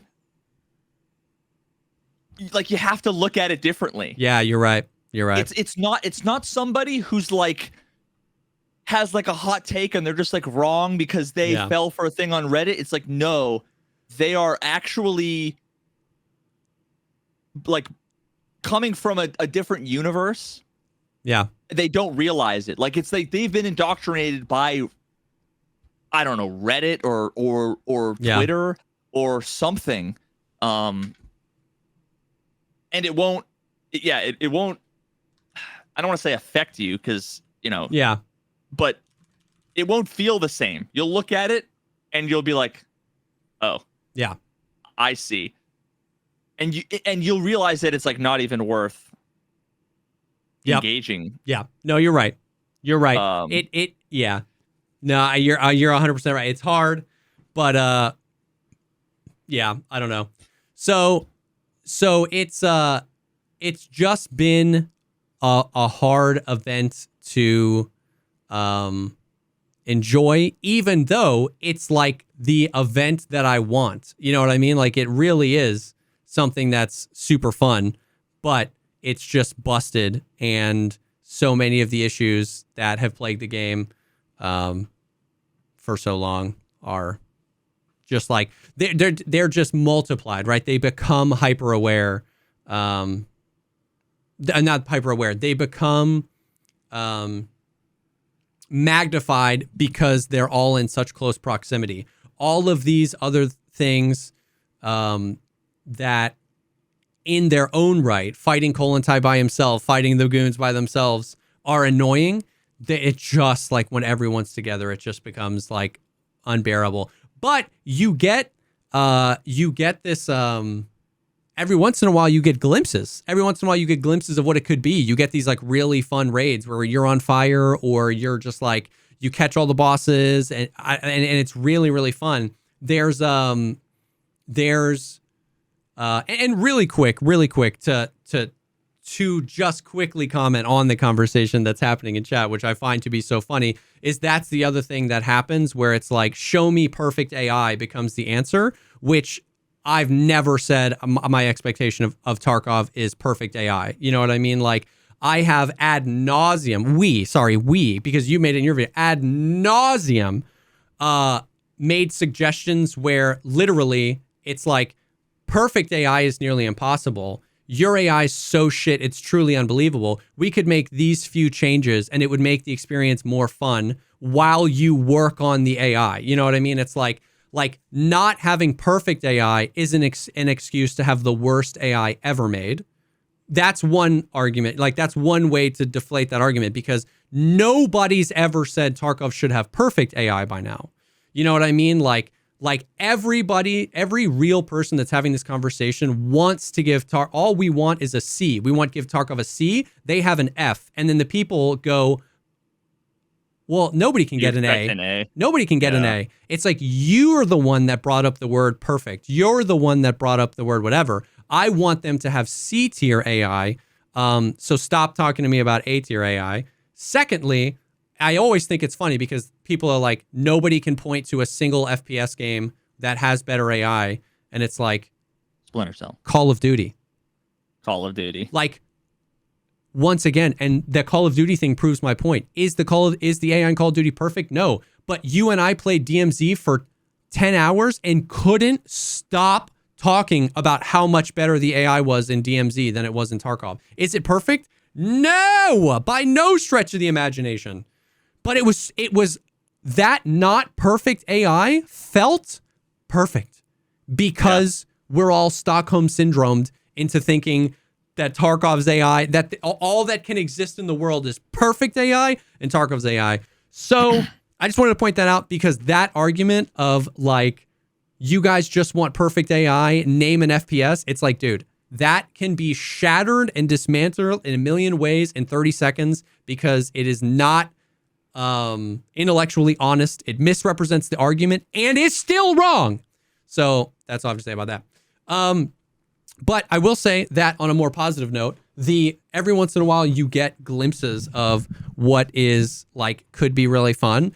So they added, like this wipe, they added the achievements, and the achievements are like things that like pin to your profile and they don't wipe. And so like there's all sorts of achievements for killing the bosses a certain amount of time or getting 7 PMC kills in a raid. There's achievements that are ranked. So like common achievements, uncommon achievements, rare achievements, legendary achievements. And one of the hardest ones to get is the snowball challenge, which is kill every boss in the game without dying. And this is like a perfect way to do that, right? Because other people have literally done it when all the bosses are on their respective maps. But I was like, this is perfect. And so I did Valiant did it, and he kept asking me if I wanted to do it. And I was like, I don't even want to try. Like, this is so dumb. I don't even want to try it. But I did a night raid, and I just ended up we just flew through it, and I ended up killing 10 of the 11 bosses. I killed every single boss on Shoreline except for Night. Somebody else killed Night. I had 109,000 XP, and then me and Gino went back in. It took us like 3 more raids to find just Night in a different raid. Then I killed him. Then I had to go to Lighthouse because you have to kill Zerachi, the one that's on Lighthouse. And so like it just ended up being like this 2-hour adventure, and I got it, and it was like so fun. It was so fun. So you get those glimpses. You get the glimpses of it being fun. I saw Nikita tweet, I'm extending the event, and I'm like, this must be like unanimously like loved by everybody if he's like extending it. And it's so funny to hear. Yeah. Like, yeah. So you think like people were just like, this is the only chance I have at getting this thing. Please don't get rid of it yet. I need to get this fucking achievement. Yeah. You think maybe that's why he did it? Well, no. I mean, he asked if people liked it and should they extend it, and everybody like. He was like, do you guys like the event? Should we extend it? And every single person that responded to the tweet said, yes, extend it. Please move it to a different map. Please, God, move it to a different map. Please, God, move it to a different map. And then they were like, all right, we're extending it. But they didn't. Improving it is like, you're not going to get that in Twitter, so you might as well. Yeah. But they didn't move it to a different map, which made me sad. Because that is the other thing, too, is that Shoreline is kind of a rough place to put this map because you can just spawn next to the resort or you can spawn in Lighthouse, basically. You know what I mean? And it's just like, okay, you can spawn all the way down by the water, and the event is to go up and kill the bosses. And by the time you get there are player scavs there. You know what I mean? So it's like, it is brutal. And so I wish that they had moved the but it had its moments. We can briefly go through he's just not gonna get it. It's mind numbing. One of the things I want to say is, and I mean, we may have beaten this into the ground before, but like, I think, I don't know of really anybody that would disagree. There maybe some edgelords would probably want to disagree, but like, if you took the current boss AI, let's just say by itself, and you made a tweak such that they were half as accurate. Yes. That would just be better In every conceivable way. Yeah. And that isn't like, it's not some complex solution, to this problem where I'm like, rewrite everything from the ground up. It's just, it's not hard to make it not as cancer as it is. Exactly. That's the thing. And that's like, that's with no thought at all. Just make them less broken. Yeah. Both things are true. Both things are true. Is intelligent AI in a multiplayer game where you've got, including player scavs, maybe somewhere between 11 and 20 clients all connected to the server, is making that like intelligent and natural and realistic and human, but still functioning, serving the purpose that they want to function in the game. Is that difficult? Incredibly. Has anybody really cracked that code to make it perfect? Not at all. Is it also unbelievably easy? Like literally updating text in a page, in a file, in a document. Would something that simple make the AI in Tarkov much better? Yes. And so I'm just frustrated with how many times, like, because I used to be the guy that would defend and be like, dude, Tarkov's AI, it's complicated. There's no way. And then 4 years ago, 3 years ago, 2 years ago, we made suggestions that were simple, that were like, hey, we know for a fact you can make this change today. An intern can do it. Nikita could make the changes. Nikita could make 75% of the changes that I would like to see from his phone. During the conversation that we were having with him, he could do it on his phone. Like he could make 75% of the adjustments we would like to make. And also, once again, why it's frustrated when I get told that the way I present the information makes it seem like I want perfect AI. I literally tweeted at Nikita and asked for 2 things that can be updated from his phone. And I don't expect him to answer me, and I don't think I deserve to be answered just because I'm a streamer. But I'm just saying it serves the point to say that I am not just asking for the complicated solutions to the problem. We are asking for the simple solutions that just make the game less cancerous in the meantime, while they work on maybe more complicated solutions. You know what I mean? And so that I think is the crux of it, is it's like, I acknowledge that both things can be true. I do. Will you know what I mean? Acknowledge that there are unbelievably simple things that can be done that would make the AI more fun and less bad. Increase the reaction time by X%. Yep. That number, if it's non-zero, right? But when I say increase the reaction time, I mean add more of a delay. Yeah. As long as the number's non-zero, you have made the AI better. Yeah. Increase the reaction time, reduce accuracy, and bosses, in my opinion, should either have buffed HP or really good armor. The reason why Kill is so toxic is because they buffed his HP and he's got class 5 armor and a class 6 face shield. Kolentai has like 1,000 HP, but he's not toxic because he doesn't have armor on, right? So you just like mag dump him or whatever. So it's like the bosses that wear the best armor in the game, Killa and Tagilla, reduce their HP, increase boss reaction time, decrease accuracy. Not to 0, right? But just a number. Put it in, and the game is infinitely better. So people saying that, if the implication is nothing can be done because perfect AI is hard, I just reject that now. I just don't have room for that anymore. You know what I mean? It's just like, oof. It's just frustrating. So, yeah. The last thing that we can go through is the patch that went live today, which is the linkage of Escape from Tarkov and Arena. And so that went live today? That went live today, which was much earlier than I thought it would go live, honestly. Everybody's accounts were fucking reset. That's what we were worried about. Well, we actually were worried about that because they tweeted that the game was going to be down for 6 hours. And 6 hours and 30 minutes later, they tweeted the downtime's going to be extended. And then we heard nothing. And then 3.5 hours after that, the patch went live. The game was down for like 10 hours. someone accidentally dragged and dropped the database and the migration into the recycle bin, and they were like, Yeah, bro, something. And drag it so out, we were drag it out. we were starting to wonder if maybe like something bad is going to happen. Like, are all our accounts going to be wiped? And it's not even really worth going through the patch notes because it's all information we knew, which is that XP and skill level and weapon mastery and all that stuff is linked now. So like you can play an arena match and upgrade your level in Tarkov. And then you can send money back and forth. You can send they're weighting it so that sending money to arena is better than sending money to your PMC, like to Tarkov. So you can send 1 million rubles to your arena guy every day, but you can only send 500,000 rubles to your Escape from Tarkov guy. And there's like a tax on it and whatever. Anyways, basically, there's a new trader in the game and there's a new quest line. He's like Jaeger, where you have to complete a quest for Skier to unlock Ref, and then you get a bunch of quests from Ref. I only have Ref level 1 because the patch came so late, I didn't have a whole lot of time to do anything.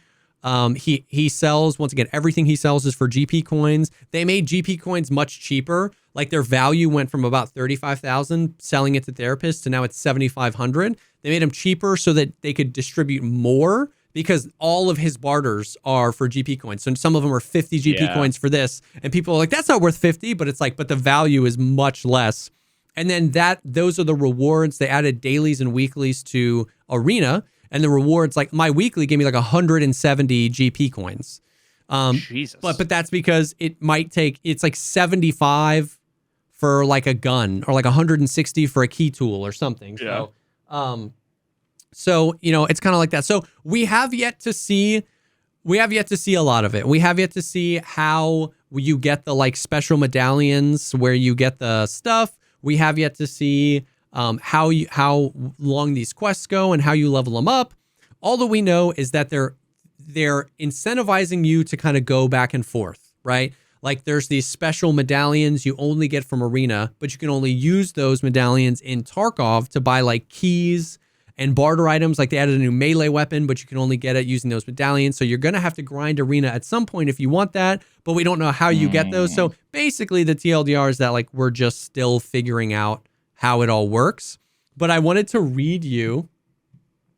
Okay. I wanted to read you this was a daily that I had in Arena.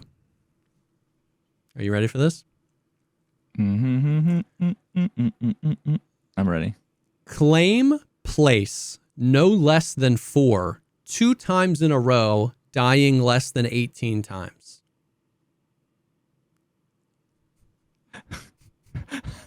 Wait. Okay, wait. Fucking one more time? Just once more? From the beginning, from the top? Claim place no less than 4, 2 times in a row, dying less than 18 times. I know this one. It's it has something to do with there's a helicopter that it picked up when it was trying to fight the fire. It picked up the scuba diver. This is a riddle, right? This is a riddle. Yes. Yeah, I know this one. Yes. What the fuck is that, bro? Dude, I claim what twice? It's a fucking dude. So what? Solve the little Russian man's riddle if you want to get past the troll bridge. What it means is get first, second, third, or fourth in a last hero, which is a free-for-all match, 2 times in a row, and you can't have died more than 18 times in that match of free-for-all. Which doesn't help a lot, but it helps a little. What the actual fuck? So wait, what are the first 2 words again? Claim place. Claim place. Like what the yeah, fuck? Claim place no less than 4, 2 times in a row, dying less than 18 times. So you have to get in first, second, third, or fourth place twice in a row. And in each of those games, you have had to have died less than 18 times. And that was my daily. Not only is it just like a bunch of sort of concatenated like Yeah.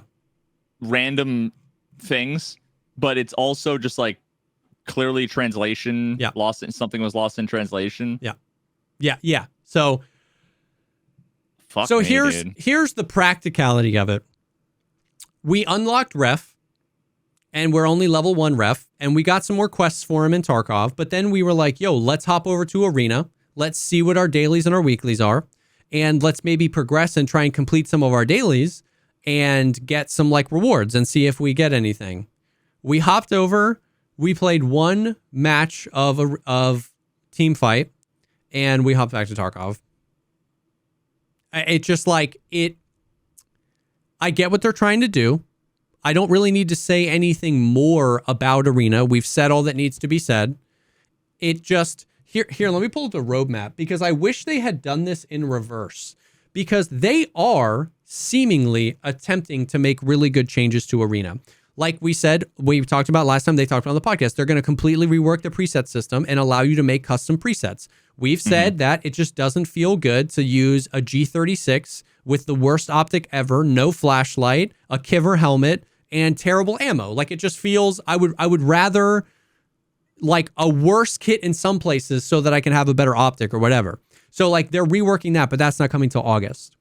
They're adding the new game mode with the asymmetrical gameplay, the attack and defense mode, and a new map, but that's not coming till July. So it's like, I wish they had made the game better first and then linked Arena, trying to incentivize people to play Arena, as opposed to linking Arena to Tarkov, incentivizing a bunch of people to go play it, remind themselves why they don't play it, and then make these fixes later. You know what I mean? So, yeah. I don't know. Fuck, dude. I don't know. So yeah, wow. Really not a whole lot to say. Like the patch, I mean, the downtime was extended long, but the patch was successful. I haven't personally heard of any bugs. Like nothing has broken. So it's one of those things where it's like they succeeded in what they were trying to do today. I just think that they haven't done enough to Arena to capture people. I think people that are grinding for those cosmetics will play Arena exactly enough to get those cosmetics. And then a lot of people like myself might just not engage with Ref because I don't know that I want to play Arena. And some amount of people will play Arena and enjoy Arena and now be able to grind their Tarkov XP as a result of it. But that's kind of where it was like, okay, cool. Like, oh yeah, I have been hearing they broke DLSS with this patch. That's true. I have heard that. I don't use it, but I've heard that. So that put that in the potential bug column for this patch. But yeah, so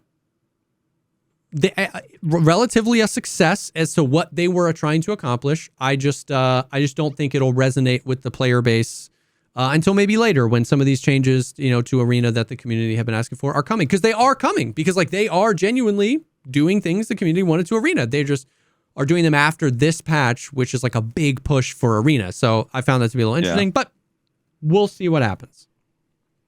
Do you think if they actually made the daily quests also riddles, they would be better? I don't know why. It just reminded me of lateral thinking problems. Hear ye these questions 3. There was a little booklet that my Uncle Brian used to have on his like coffee table. Whenever I go over there, I'd always bust out the book and we do lateral thinking problems. And that quest just like triggered the feeling of like hatred that I had for those things, because like I love like logic problems and puzzles. But have you ever done a lateral thinking problem? No, or not that I'm aware of. They're the most.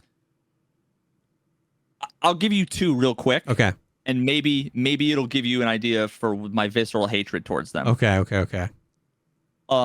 So a man lives on a 30-story building. Okay. He decides to jump out the window. Okay. He survives the fall with no injuries. Okay. How? I don't like that. Because it's going to be something like there was a slide, a 30-foot slide out of his window, and he slid the whole way down. Like, is that a functional answer to the question? No, well, there's only one answer. See, that's crazy. And that's crazy because you could think of a million different things, but there's always one. That's dumb. That's dumb. And that's why they trigger me. Yeah. The answer is he lived on the first floor. Yeah. It's a 30-story building, but I never said he lived. Yeah. It's like, but there are so many. Here's another one that will trigger you even more because it's like takes that to the nth degree. Fuck me, dude. A woman lives on the 30th floor and hates taking the stairs. Every day she takes the elevator down to the lobby floor to go to work. When she comes home, she takes the elevator to the 20th floor and walks the rest of the way up, except on days it rains. Those days, she takes it all the way up. Why does she walk the last 10 flights of stairs when she hates it so much? This is stupid. I don't like these.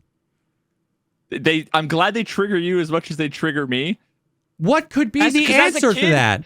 As a kid, I could intuit that like I couldn't wrap my head around exactly why it was frustrating, but so when someone was like, this is the answer, I'm like, it made me mad because I'm like, but why does it have to be that answer? Because I had a creative answer to the question, but it wasn't, I couldn't understand that like, it's just bad because it's arbitrary and specific. Here's the answer.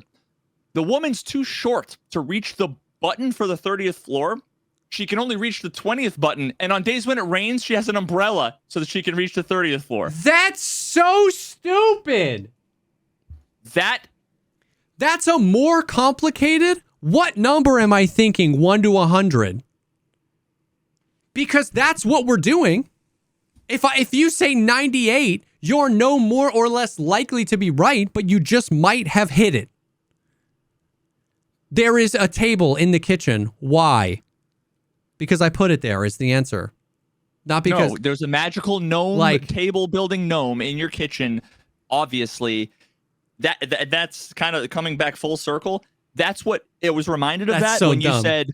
you said, oh yeah, place obtain place, blah blah blah, and I'm like, is this a fucking riddle? Obtain place no less than 4 2 times. Yeah. What I hate is when like visually why that I hated reading that quest is because it's the number 4 space and the number 2.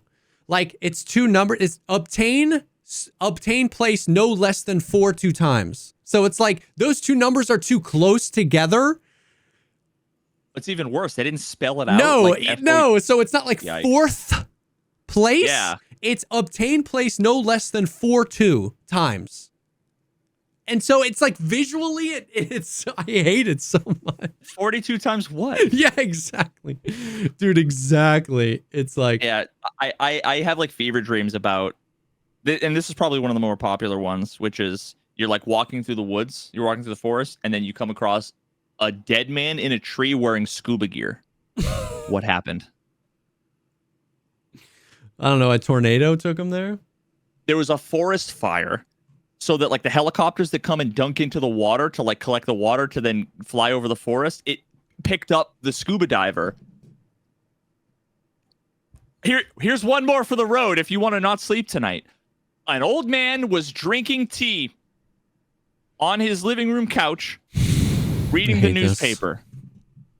He was suddenly blinded in one eye. What happened? I don't know. He left the little spoon that he used to mix in the like cream and sugar in the cup so that when he went to sip, it poked him in the eye. I had to grow up with this. You wonder why I am the way I am? This is probably there's some. I should probably bring this up to my therapist because I bet you it's relevant. I bet you it's fucking relevant. Lateral thinking problems. I hate like the TikTok where they go through and they like vandalize shit, right? Like for a while there was like the people that like rip the fucking things off the walls in the bathrooms. It makes me want to be that guy to like live stream myself going into Walmart to the lateral thinking problem book and lighting them all on fire. It makes me want to like Logan Paul the books in Walmart. Dude. That is giving the energy of a guy who wasn't smart enough to write riddles. So he just wrote a story and then made up an answer and was like, this is like, you got to be mad smart to figure this out. A man pushes his car until he reaches a hotel. When he arrives, he realizes he's bankrupt. What happened? He's playing Monopoly. He's playing Monopoly. Someone out there like lives and dies by these things, and that makes me sad. Well, that is your dose of uncomfortability. I don't know if that's a word, but think about those. Think about why. Tarkov makes less sense, by the way, than all of that. Yeah. So yeah, there you go. Tarkov's AI makes even less sense than that. So that's the stuff. That's what's going on. Veritas' video is out. Go watch it, you hooligans. And Tarkov is, it's sad because I got a little heated in this one. And so I already know the comments are going to be like, Jesse's freaking, he still plays the game. And the reason that I'm mad is not because that those comments will happen, but it's because I gave them those like, you know what I mean? It's like I slipped up and I cared too much for a second and I got mad because this game makes me so mad. And honestly, it's on me. It's not on those commenters. It's on me. I'm trying. It's on Nikita. I'm trying to be better. I'm taking it off of you. No, I'm taking it off of you. It's not on you. You are not. It's not your fault. It's not your fault. Hey, bud. This is where in real life, I would hug you and be like, "It's not your fault," and you would just cry. Dude, yeah. I mean, I'm on the verge. So I'm sorry. I hate it. I hate that it has this power over me. You know what I mean? But the 11th time colon tie smacks you and you can't do anything about it, man. It really goes crazy. But anyways, all that to say, thank you guys for hanging out and thank you guys for putting up with me and us while we talk about this game incessantly. So thank you. I'm a free thinker. Yes. So thank you guys for hanging. Thank you for being here. Thank you again to Mando and Little Robot for sponsoring the episode. And if you would like more content like this, you can go to patreon.com/thepodcastpod, where you can get early and ad-free access to episodes like this if you miss them, and additional episodes that we do as well. So thank you guys. Thank you for being here. And we will definitely see y'all on the next one. It's not your fault.